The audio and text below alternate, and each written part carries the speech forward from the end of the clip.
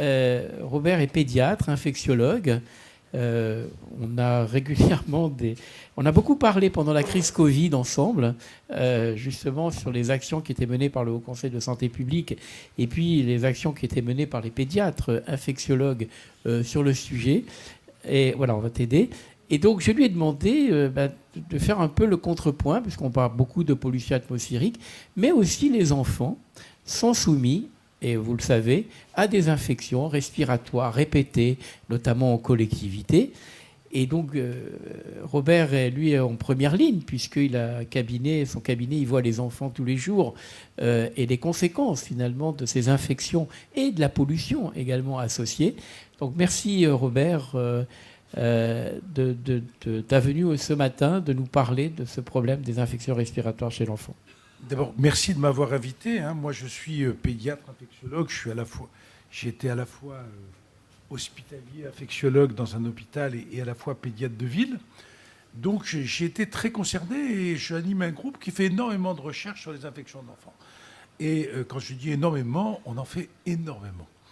Alors, infection respiratoire en collectivité. Oui, infection respiratoire en collectivité, la collectivité, dès 3 ans, tous les enfants sont en collectivité, donc il est clair. Donc on va passer avant 3 ans, puisque c'est la situation de base. Et les enfants en collectivité, en crèche en particulier, sont un problème particulier. Bon, il est classique pour les médecins de donner leur lien d'intérêt. Je n'ai aucun avec le sujet traité, mais j'ai des multiples liens d'intérêt, non pas seulement avec les firmes pharmaceutiques, mais aussi avec des institutions. Donc, préalable, il faut bien comprendre. La collectivité est indispensable au développement psychomoteur, intellectuel et social de l'enfant. Donc, il n'est pas question de remettre en cause l'intérêt. Les questions, c'est à quel âge,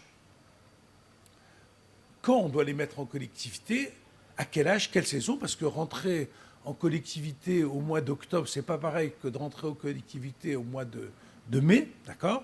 Comment, d'accord ? Et quelles précautions individuelles et collectives. Et pour l'instant, entre le MAC et le PC, il y a eu des petits changements, mais ce n'est pas grave. On avait les mesures d'hygiène, la vaccination et les évictions. Alors, il faut bien se rendre compte que pour tous les agents pathogènes qu'on se transmet régulièrement par voie respiratoire, on est tous exposés à ces agents pathogènes.